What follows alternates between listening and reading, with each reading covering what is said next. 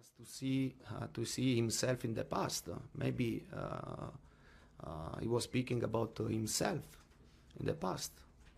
Maybe sometimes I think that someone forget what said in the past or what which is his behaviors. You understand? And sometimes I think that there is I don't know the name, but demenza senile, when you are a bit come si dice demenza senile? It's very difficult, no? Mm-hmm. Yeah. When you I don't think forget what do you do in the past? You understand? This yeah. Okay. There isn't an English word for that, but we'll just do one more. Look, I don't blame him. Honestly, I don't blame him. I think the press should apologize to me and to him, because the question that comes to him is completely wrong, and because of that he had that out of control reaction. But I don't blame him at all. I was asked about my passion, and you know, because most of you were in my press conference. I was speaking about myself, and then the question to the Chelsea manager was like I told that he behaves like a clown. Probably the journalist wanted to say that, but didn't have the courage to say that. So he told Mourinho told that you behave as a clown. So I don't blame the Chelsea manager at all, and I understand his reaction. I was speaking about myself, saying that I don't need to behave as a clown to show passion, that I control my emotions in a better way. Everybody knows I don't need the Chelsea manager to say that I made mistakes in the past, and I will make in the future, hopefully. I know that I celebrate goals running 50 meters, I celebrate goals sliding in on my knees. I got celebrations jumping to the crowd. I'm not free of that, especially if we score a winning goal in a specific moment. I'm not free to have a out of control reaction. But what I was trying to say is that I behaved bad a few times, and in this moment I control myself much better. Doesn't mean that my passion is not the same. So wrong question, and obviously a strong answer, but I don't blame. You know, the only thing I want to say to end the story is that yes, I made mistakes in the past on the touchline. Yes, I will make less, but I think I will still make a few. What never happened to me and will never happen is to be suspended for match fixing. That never happened to me and will never happen. Yesterday you said you were ready to fight for Chelsea, for your players and for yourself. So how do you respond to Jose Mourinho's comments last night? But I think it's very difficult to answer this type of comment, because I think when a person the target is to offend, to insult another person, I think that you are a little man, but I think that we all know him very well, also in the past, but he's always the same. Does that worry you? Does it annoy you, the fact there's that lack of respect between managers? No, but this is his way. This is not a surprise for me, but I repeat, when you insult, offend another person, it means that you are a little man, and I think that he's a little man. Do you think that's the end of it now, or will it carry on, this toing and froing? No, but the life go on. The life go on, and I'm not worried about him. And for sure, there is a good opportunity when we play against Manchester United to clarify in a room, me and him. Why do you think he does it? What's behind it? What? Why does this happen? Why does he constantly make these remarks about you? No, but I repeat. I don't know. I don't like to speak at the other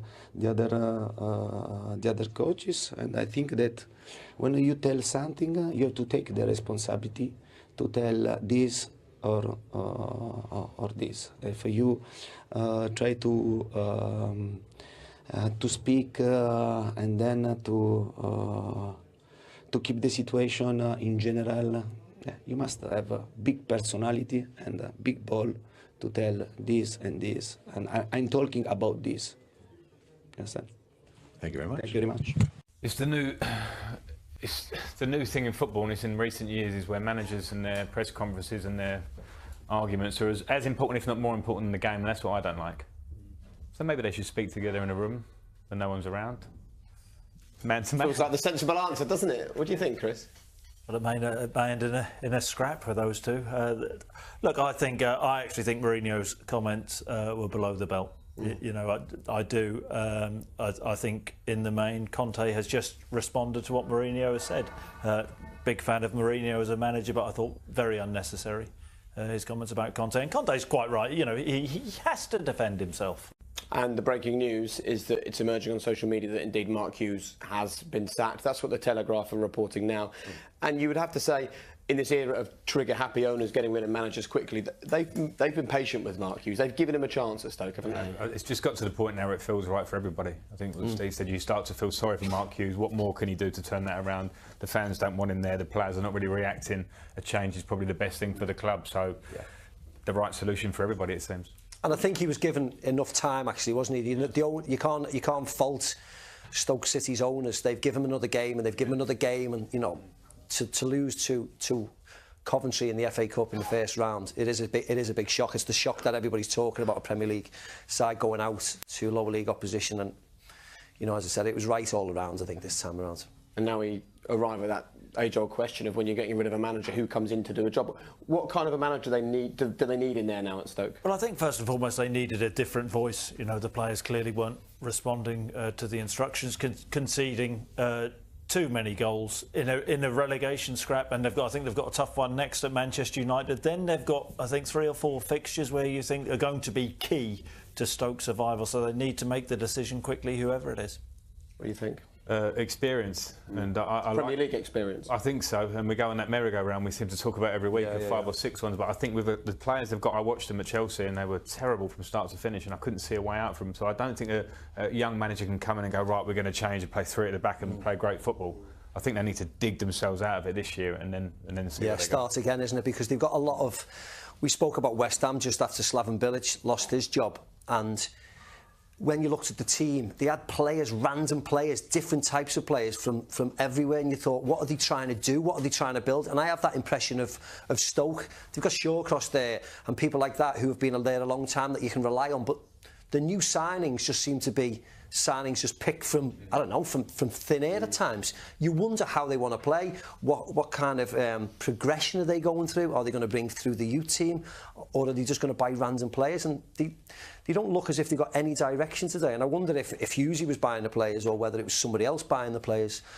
And that's why it looks as if they have to start again.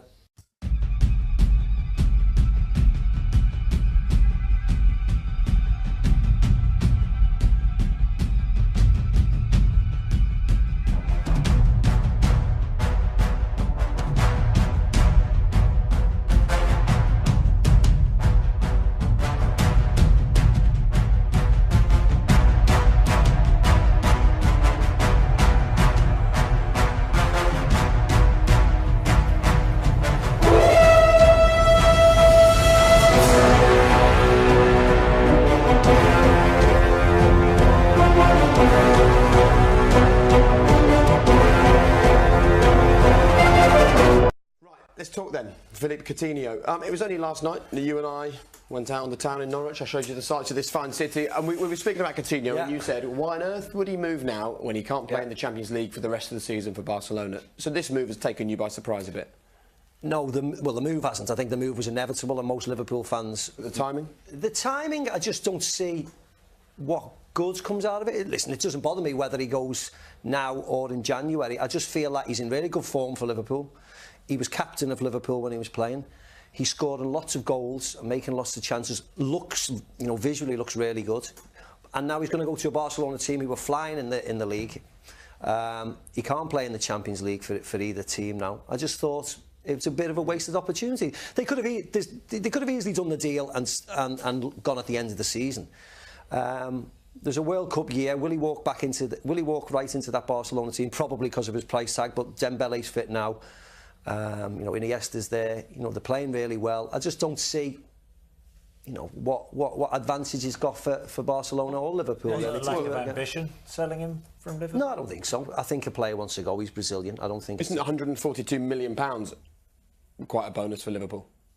Well, of course it is. When you pay £8 million, yeah. of course it's a bonus. But you're never going to stop. You're never going to stop a Brazilian and his family wanting to move to Barcelona or Real Madrid. You're not. It's just part of life.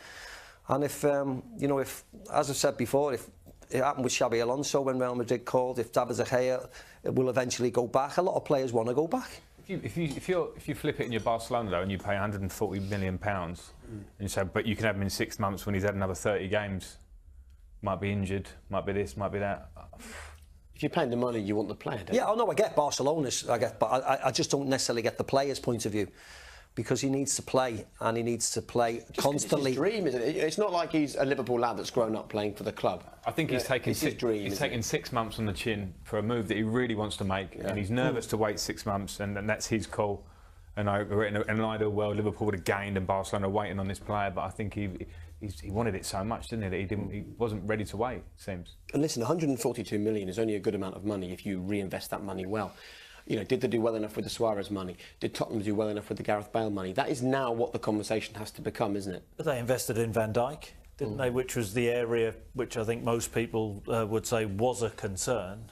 But I suppose, if Liverpool end up finishing 5th in the Premier League, should they have let him go? That'll be the big question, won't they? They'll live and die about where they finished in the Premier League now. It won't necessarily be the Champions League because they were not one of the favourites to win the Champions League. But if suddenly they're in 4th, they're in a Champions League place now. If they don't finish in the Champions League place, people will hark back to we shouldn't have let Coutinho go because he was so instrumental. He was that little bit of genius to unlock a game. What if Mane gets injured? What if Salah gets injured, who's injured at the moment? Why didn't we keep him? That's the only thing that'll hang over a lot of people's heads, unfortunately. Could it derail things for them? Do you think that push for the top 4? Well, he's a great player, so he's definitely taken an edge off their team, and it could derail them, and it could be a talking point. We're talking already about it. They've only got to have 1 or 2 games where they don't create, and people start asking that question. I think what will happen now is Liverpool will go and buy people now. Yeah. They'll have to. January's not a great time to buy. No, players. it's not. The pressure's going to be on to do it now. But they may buy in just to give the fans a little bit of PR again, and maybe do what Naby Keita's doing and come in the summer. But I think they'll have to go out now and show the fans that yes, we've lost him, but we've got Plan B. We have got somebody ready to come in. Because this has been on the cards for a while, this move, and Liverpool have been busy in the background making sure they've got replacements, whether it's in defensive areas, whether it's goalie or whether it's a centre forward. They'll have replacements lined up ready to push the button now the money's coming. What would you spend the money on? What areas would you look to strengthen? Goalkeeper. Yeah. And I'll get a goal scorer. I'll get an out front man. I love Firmino. I love the way he plays, but sometimes I look at him and say, for all the creation, and now Coutinho's gone. I think teams that win things generally have a 25, 30 goals a season, man. Well, Salah could be going that way. He's not an out-and-out striker. The problem is you get 142 million, but how do you replace Coutinho? Now, I agree with probably irreplaceable, isn't he? Well, I think a centre forward and a goalkeeper just missing. I've been disappointed with Sturridge. I think his days at Liverpool are well and truly over. So I think a centre forward would be the next option.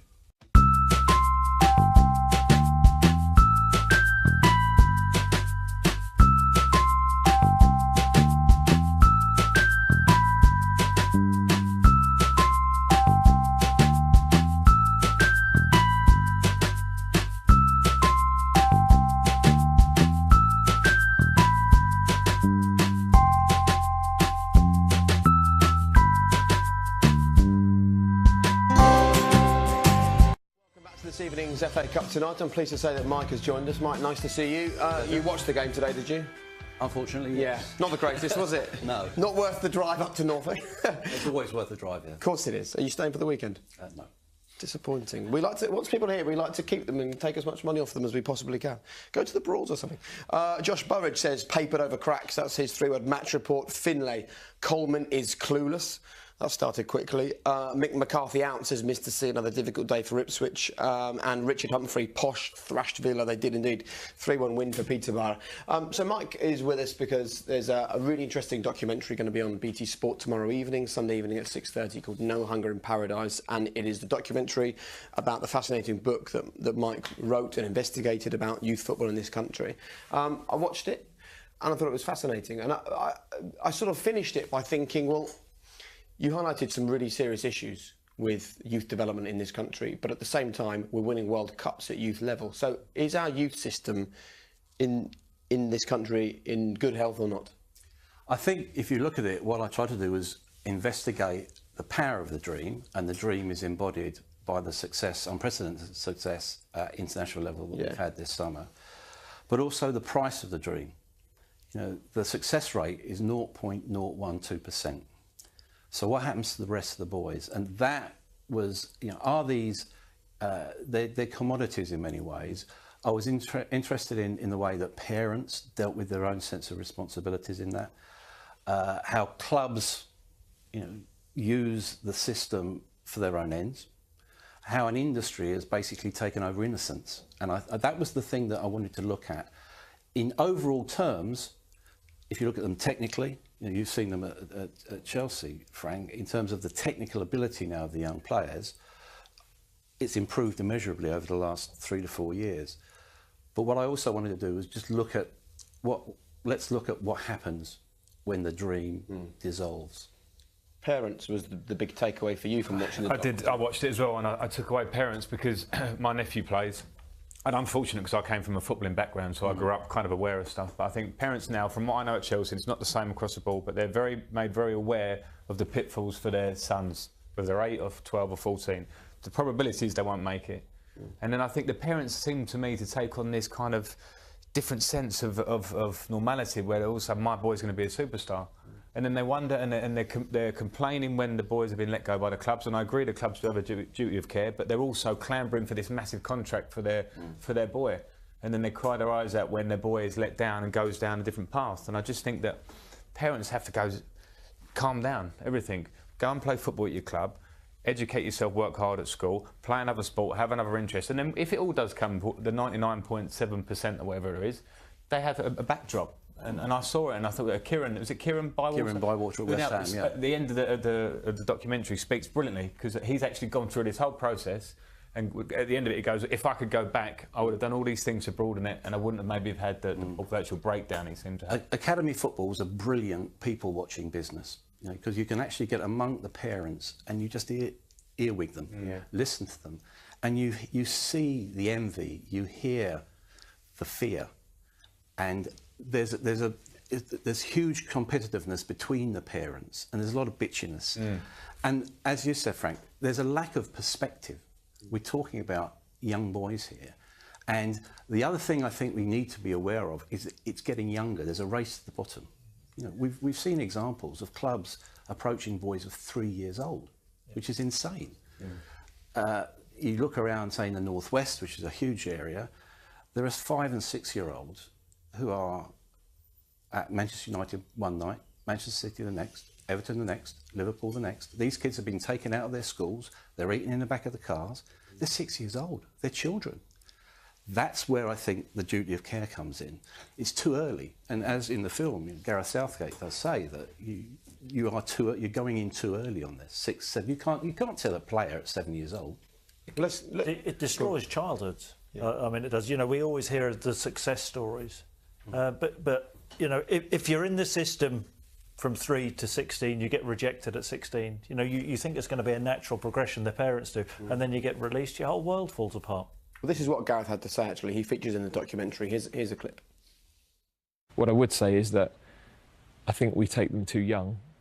I don't see how anybody can take a 7 or 8 year old kid into an academy and realistically have a conversation with them or their family that talks about being a professional at the end, because for me, impossible. They might be a talent, but that is some journey you've got to go on. I worry that kids are signed up too early and that the dream is there at an age where it's impossible for anybody to know what's going to happen.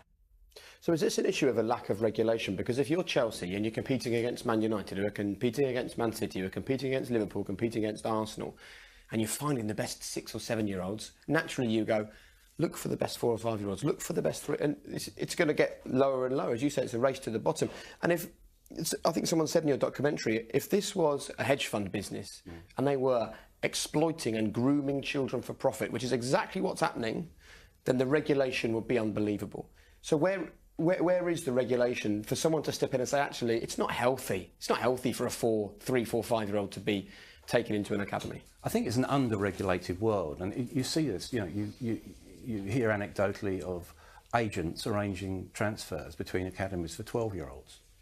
You hear of 14, 13, 14-year-olds. There was one in particular offered a professional contract guaranteed to kick in when he's 17 at £45,000 a week. So if you're projecting that lifestyle, those riches on a young boy, it would fry his brains. It would fry my brains as an adult. So what are we doing with our kids in that sense? Are we selling them the dream, which ultimately, for most of them, will be an impossible dream?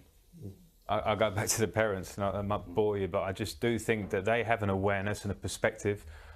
I think from Chelsea, which I know very well, and Arsenal, which I know from my nephew, they get looked after brilliantly. I think it's a fantastic childhood. You get a chance to play football, you get an opportunity, their boots are clean, the pitches are pristine, the coaches are telling them the right messages. They get counsellors, they get support, they get backup. I think as a parent, support. Take your boy there, brilliant, and people do this all the time, drive them around the motorway, take them there, and then let the clubs deal with them, but give them the idea that maybe every day, you might not make it, son. You have to educate yourself, do all these things, and then you give a backdrop, rather than they're pushing their boys down the route. And then, what about the support mechanism when they get released, though? No, I agree there should be a support mechanism, but it's, the clubs then have to move on. That is the nature of it. It's like you leave university, you don't go and get a job. I can't go back to university and say, well, can you, it was your fault. You have to be aware that I'm in the big wide world now. I feel like it's, I agree with support. But it's hard when you're 12, 13, isn't it? And you're with a club all those years, and all of a sudden you get rejected. And there doesn't seem to be that support mechanism. There's an element of premature professionalism here, where you've got boys from the age of 9 almost encouraged, maybe subliminally, to actually think, this is my job. I talked to Sean Dyche about it recently, and Sean was saying, sometimes you'll see a boy at 16 to 18, and he's almost a husk, because he's been through it all, he's been through the pressure, and it's overwhelmed him. Whereas if that same boy had a more normal childhood, multi-sport backgrounds maybe, better education or a longer education, those sort of players now are finding themselves at 18 to 20 in non-league football. They're the ones who bounce back. They're the ones who get to a pro club and think, I want this, I need this, and it's a completely different mindset. It's just incredibly competitive, isn't it? It's dominated now by the top clubs. It's very difficult for a team like Norwich to compete, because if Norwich go out and find a great 6-year-old, well, you'd be guaranteed that Chelsea or someone else will be sniffing around, seeing what goes on, and off they go. Brentford, Huddersfield close on their academies. It said in your documentary, there's more Manchester City scouts in Huddersfield than there were Huddersfield scouts. It seems like you have to be all in now, where years ago when I first started, you played a variety of sports and find your way. Now it's 6 years old and you have to dedicate your life to a football club. You can't play with your mates at school. That's wrong. That can't be right. I think as a parent, don't get too excited. Support your son, and everyone's watching YouTube and the skills and what's being made. Actually, get them to watch this documentary. Get them to listen to an interview with Stephen Gerrard, who's speaking about it on the documentary, and actually show them that side. Just level it down a little bit, and then let them be. Well, it's a fascinating documentary, and I wish we could have another half an hour to talk about it. Sadly, we haven't. But I just think, I do wonder whether winning these tournaments recently is going to change things. I wonder whether these young players are finally going to get more trust from coaches, more time from their parents to get, to be who they want. Don't forget to click subscribe.